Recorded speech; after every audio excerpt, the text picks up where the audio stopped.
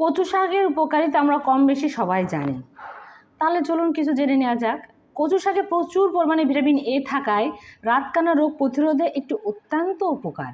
তাছাড়া এতে লাল শাক ও পুঁই শাকের চেয়েও বেশি খাদ্য শক্তি পাওয়া যায়, যেটা চর্বি, শর্করা ও খনিজ পদার্থ, ক্যালসিয়াম ও লৌহ বেশি থাকে। রক্তশূন্যতা এবং গর্ভাবস্থায় চিকিৎসা করা সহজে আয়রন বা লৌহ পাওয়া যায়, যার কারণে কচু শাক বেশি খাওয়ার ডাক্তার পরামর্শ দিয়ে থাকেন। এছাড়াও কচু শাকে রয়েছে প্রচুর পরিমাণে vitamin A, B, C, calcium ও লৌহ।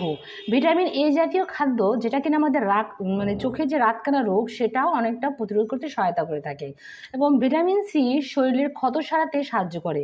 তাই শিশুদের ছোটবেলা থেকেই কচু শাক খাওয়ানো উচিত।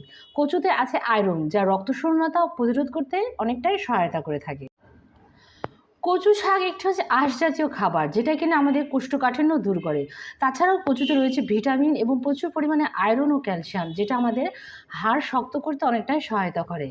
তাছাড়াও কচু শাক চুলের ভঙ্গুরতা বন্ধতেও অনেক উপকারিতা করে থাকে।